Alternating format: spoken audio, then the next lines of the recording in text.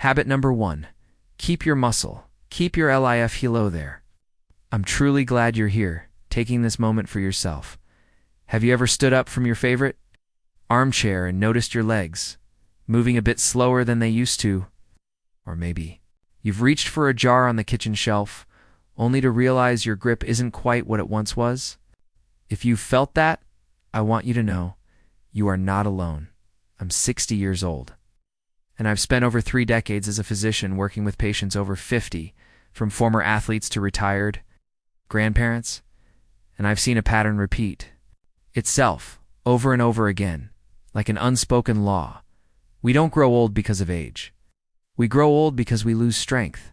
It's not what someone told you about turning 60 or 70. It's when you can't carry a grocery bag anymore. When stairs feel like a mountain. When you need the armrest just to get out of your chair. And slowly you begin to retreat, you skip the evening walk, say no to gatherings, stop playing with your grandkids. It's not that your body is weak, it's that your muscles are disappearing, bit by bit, day by day. One of my patients, Mr. John, age 68, came in complaining of poor balance. He told me, I was just going out to buy milk, ... And I fell in the parking lot. My legs just didn't react in time. We ran tests. Nothing abnormal. No major health issue, but when I measured his muscle mass, the diagnosis was clear. Sarcopenia, age-related muscle loss. It happens to everyone, starting after age 40, and if you do nothing, you can lose 1 to 2% of your muscle each year. By the time you're 70, that could be nearly 1/3 of your original strength. There's no medication to reverse that. But you know what? We do have a solution. It's free. I suggested Mr. John start with just 5 minutes every morning. Light push-ups against the wall. Standing up and sitting down from a chair without using his hands. Lifting a 1-liter water bottle like a dumbbell at first, he laughed. This is it, Doc. But 3 months later, Mr. John returned. His walk was steadier, his face brighter. He told me, I don't need the handrail anymore. I can carry out the trash now. I feel like myself again. See, strength is power, not to show off, but to live freely. Do you want to stand up on your own?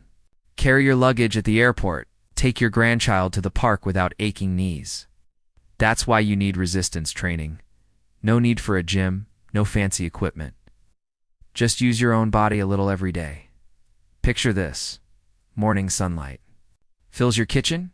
You pour your coffee. Stand tall.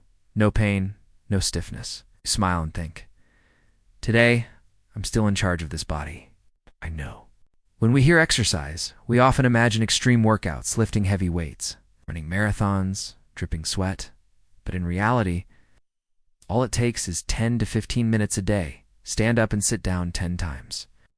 Lift your legs sideways while watching TV. Lean on the kitchen counter and gently press your chest forward. These small moves are signals to your body. I still need strength. I'm still alive. I'm still moving forward. A study from the U.S. National Institute on Aging found that resistance training twice a week can reduce fall risk by 40%, increase bone density, improve mood and confidence. It's not just about physical health. It's emotional too. When you feel strong, you go outside more, you connect, you try new things. I know starting now might feel hard, but let me ask you, what do you want your next 5 years to look like? You want to get up on your own or need help with every step? Do you want to play with your grandkids or just watch from afar, holding your aching knees? That choice begins today with what you already have. Resistance training isn't just for the young. It's a declaration of independence. Your message to your body, I'm still here, still own this life. If you're still hesitating, start right after this video. Just stand up from your chair. Sit back down without using your hands. 5 times. That's the first step on a journey your future self will thank you for. Are you ready? Let your body know this. It's not age that takes away your strength. It's staying still that does. Habit number 2, eat to live long. Not to eat fast, you know. There's something I always remind my older patients, and myself every single day. Food doesn't just nourish the body. It nourishes the years you have left to live. We're living in a time where eating has become almost mechanical, rushed, careless, and emotionally disconnected. I meet many patients in their 60s and 70s, still healthy, still mentally sharp, but their meals are filled with canned goods, white bread, cheap sausages, and sugary sodas. They say, "I've eaten like this all my life, Doc. Nothing's happened." And I smile and gently ask, "But do you feel as healthy as you did 10 years ago? Is your memory still the same? You ever wake up feeling tired for no clear reason?" One of my former patients, Mrs. Evelyn, 68, from Arkansas, is someone I often mention. She came in complaining of chronic fatigue with no clear cause. Her blood pressure was high. Her joints ached. Her mind felt foggy. But what caught my attention was how she ate. Breakfast, white toast and margarine. Lunch, a sandwich with deli meat. Dinner, instant noodles or frozen meals. That wasn't a meal, that was mere survival. I didn't prescribe medication. I didn't give her supplements. I just said one thing: you're feeding illness, not feeding health. Have you ever thought of your meals as a chance to heal your body? Every bite, no matter how small, sends a message to every cell inside you. Kale and spinach build strong bones. Salmon fuels the brain with omega-3 South whole grains. Balance your blood sugar. Water cleanses and rejuvenates the whole system. Evelyn listened. But she didn't go on a harsh diet or count every calorie. She just added more green to her plate. Started her mornings with oatmeal and flax seeds. Cooked vegetable soup with a little olive oil for dinner. 6 months later, she had lost a little weight. Her mind felt clearer. Her blood pressure was stable, and she told me something I'll never forget. I never knew a bowl of salad could bring such peace. I want you to pause for a moment and look in your fridge. Waiting for you tonight, is it a source of life or a burden on your body? We often don't notice because our eating habits are shaped by convenience, advertising, busy days, loneliness, or even boredom. But after age 50, every meal becomes a life-defining choice. I'm not saying you need to follow strict rules or give up the foods you love. You can still enjoy your favorite dishes, but let the joy of living long outweigh the joy of eating fast. If you love pastries, try baking with whole wheat flour. If you crave sweets, go for berries, apples, or pears. If you like meat, choose lean cuts. Grilled at home instead of packaged sausages, keep it simple. Ask yourself, did this food come from nature, from a factory? A study from Harvard University showed older adults who follow the Mediterranean diet, rich in vegetables, fish, and plant-based oils, have a 30% lower risk of memory decline. That is the quiet peace of mind you deserve. If you'd like, I can help you create the English script for a video based on this, or translate the next habit when you're ready. Habit number 3. Keep your mind sharp. Have you ever forgotten the name of an old friend just as you were about to tell a story about them? Or walked into a room and couldn't remember why? Or maybe you were mid-sentence and suddenly froze, like your thoughts had just slipped away? If you've experienced this, you are not alone, and I'm not here to judge. I just want to say this: don't accept it as a normal. It's part of aging. I once had a patient, Martha, 70, a retired elementary school teacher in Minnesota, a sharp, intelligent woman who taught for over 30 years, but then she began to forget. Not Alzheimer's, not dementia, just ... Those vague, small, yet worrisome moments. "I'm afraid I'll disappear while I'm still alive," she told me once. I told her memory is like muscle. If you don't exercise it, it weakens. So we started with small steps: reading the newspaper aloud every morning, doing crossword puzzles in the afternoon, learning basic Spanish. Just a few words a day. 6 months later, she called, "I feel like I'm coming back, doctor. Things aren't perfect, but I remember what it feels like to be truly alive." You see, the scariest part isn't growing old. It's the feeling that your mind is slowly drifting away. But here's the good news: the brain can still grow. Even in your 70s or 80s, science calls it neuroplasticity, the ability to form new connections, if you challenge it. Imagine this: you hold a book, reading slowly. Your brain starts linking words, old memories, and new ideas. You play Sudoku with friends. Laugh when you make a mistake and try again. You learn how to use a smartphone. FaceTime with your great-grandkids and feel young again. I often tell patients, if you spend 15 minutes a day exercising your legs, why not spend 15 minutes exercising your brain? The amazing thing is, you don't need high-tech gadgets or brain supplements, you just need to use it. A study from the University of Exeter found older adults who regularly solve puzzles, read or learn new skills, score higher in cognitive tests, respond faster, and are happier. And you know what works just as well as puzzles? Conversation, yes. Genuine conversation is one of the most powerful brain boosters we have. Every time you share, listen, respond, your emotions, language, and memory work together. There was an older man I knew. He lived alone for many years after his wife passed. He only started coming back to life, not just physically, but mentally, after joining a local church and playing dominoes with a senior group. They call my name when I walk in. I'm not invisible anymore, he said. You see, being forgotten feels worse than forgetting. So, if you're wondering, how do I keep my mind sharp? Here's my answer. By living with curiosity, connection, and intention every day. Read, write, talk. Learn something new, even if it's just how to cook a new soup from YouTube. Call someone you used to think about. Share an old story. Let your memory know it still matters. Aging isn't about fading away. It's about becoming the wisest version of yourself. You can't stop time, but you can nourish your mind so that every day is a clear and present day, because in the end, you may lose many things. But don't let yourself be one of them. Would you like me to continue with habit number 4, social connection, the forgotten medicine for longevity? Let me know when you're ready. Habit number 4, social connection, the forgotten medicine for long life. I want you to think back to the last time you truly laughed a deep, hearty laugh with someone. Not a polite smile, not a quick chuckle, but a full belly-shaking laugh. That made you forget your age for a moment. Do you remember that feeling? If it's been a while, then maybe it's time to reflect on your social health. I once treated a woman named Caroline, 76 years old. Living in Arizona, her husband had passed away 5 years earlier. Her children lived far away, every time I asked how she was doing, she replied, "I'm fine. I'm used to it." But her eyes didn't say fine. Her sleep was restless. Her blood pressure was rising. Her memory was fading. Not from any disease, but from silence. You see, loneliness isn't just an emotion. It's a silent toxin. Science shows that social isolation increases the risk of death by 26%, equivalent to smoking 15 cigarettes.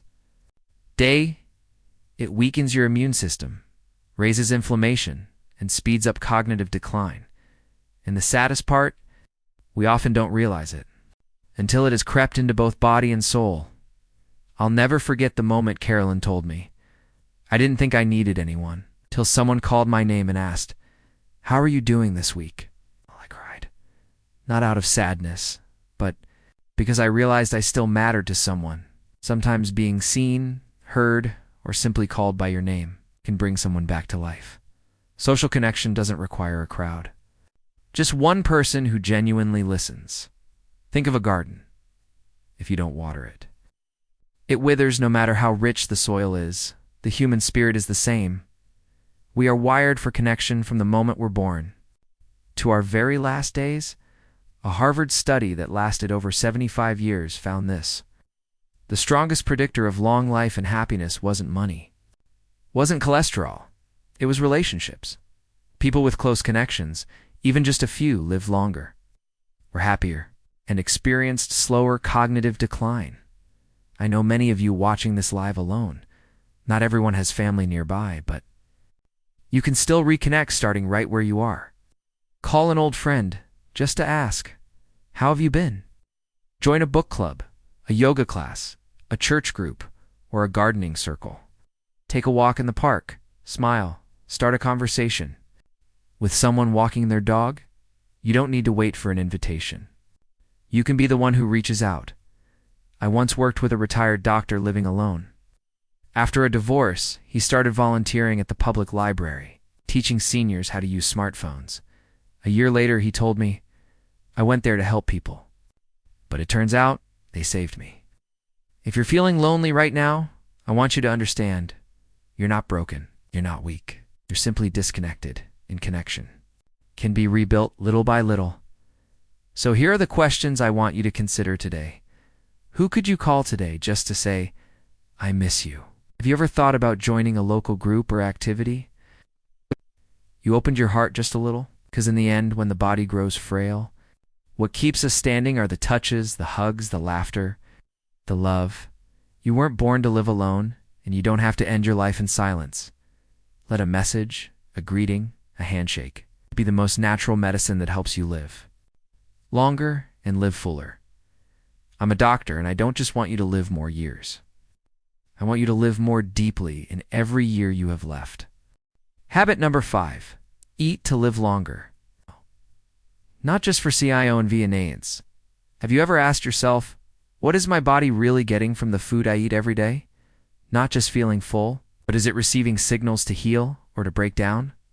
I once treated a patient named Evelyn, 68 years old, living in Arkansas. She said, I eat like everyone else, toast in the morning, deli meat at lunch, frozen dinners at night. Sounds normal, right? But Evelyn always felt tired. Her blood pressure was high. Her joints ached. Her mind was foggy until her nutritionist told her something that shook her. You're not eating to live. You're eating to be sick. That woke her up.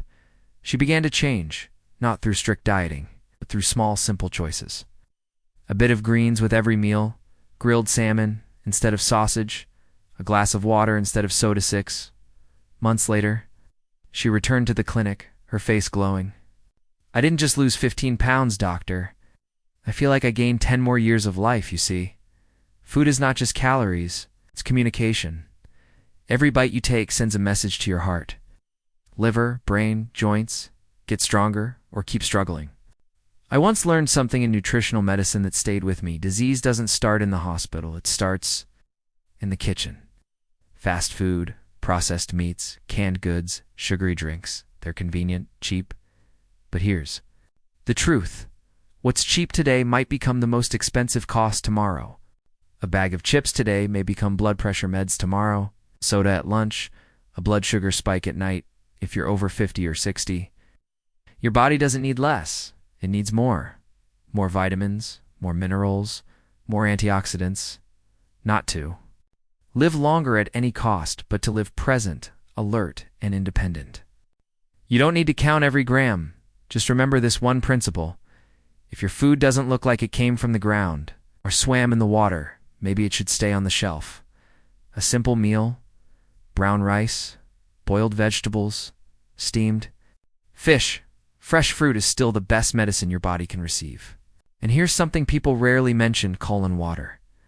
As we age, we lose the sensation of thirst. But that doesn't mean your body doesn't need water.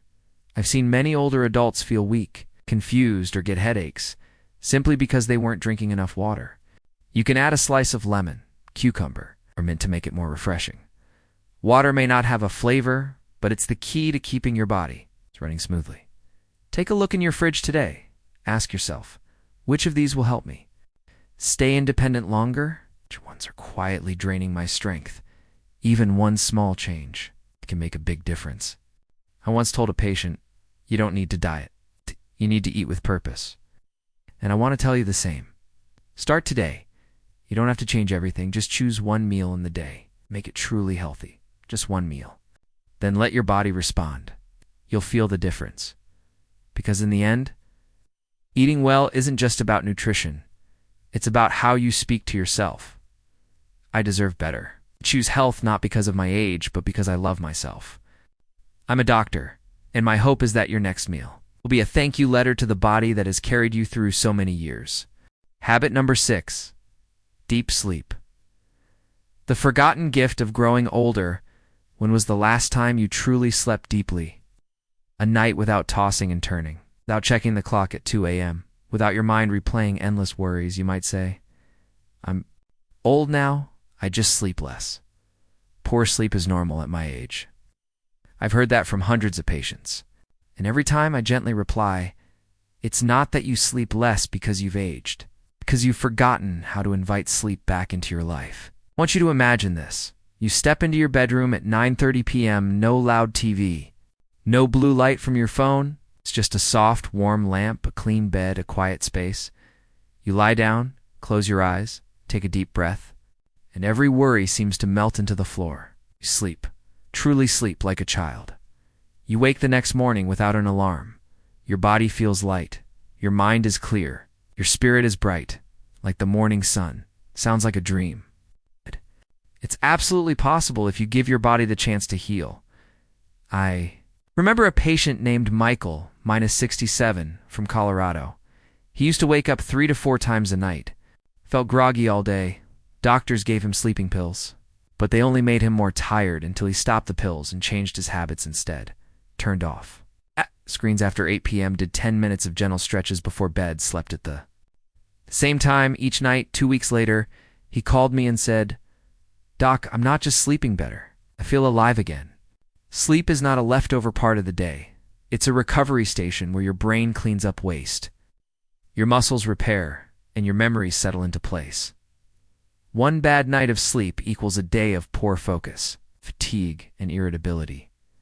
Many bad nights equals high blood pressure, stroke risk, depression, cognitive decline. Did you know? Your brain only clears out cellular waste when you're in deep sleep. Without that, toxins build up, leading to memory loss, confusion, even Alzheimer's. So the question is, how do you sleep deeply when your body no longer feels the same?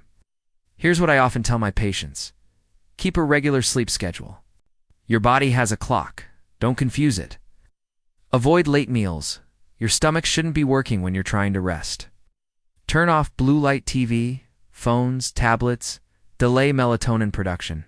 Hey, create a bedtime ritual soft. Music, a page of a book, a few minutes of breathing, a signal to your body. It's time to rest. Write down your worries. Don't carry them to bed. Put them on paper. Leave them there. We've learned to care for our heart, lungs, joints, but we often forget.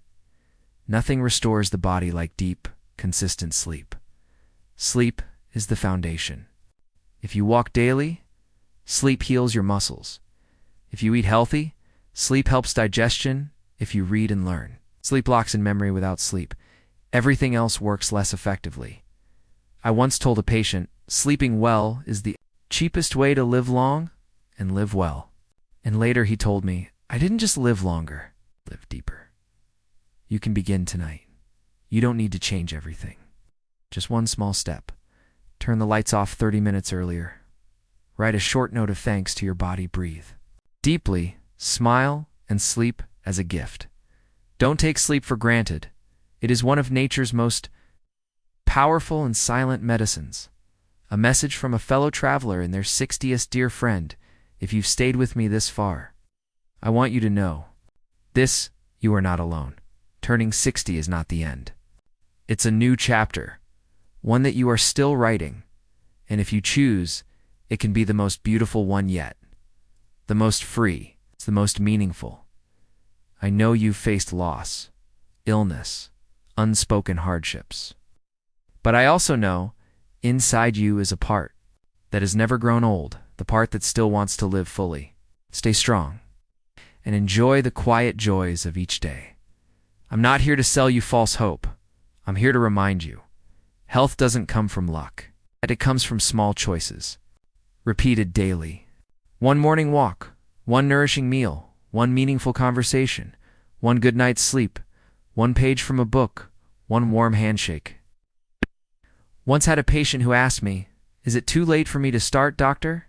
I looked into her tired but hopeful eyes and answered, "As long as you wake up each morning, you still have the chance to rewrite your ending. You can choose to take the next step with any of the 6 golden habits we've shared today. You don't have to do them all. Start with the easiest one. Because every small step you take today is a message to your body. I'm still here. I still care. I still want to truly live." If you feel inspired by this video, I invite you to share it with someone you care about. Subscribe to the channel so we can continue this health journey together. Comment below. Which habit will you start today? I would love to hear your answer. Aging is not a time to retreat. It's the time to return to yourself. And if you need someone to remind you of that, let me be that person. Live well, live fully, not just longer, but deeper. See you in the next video.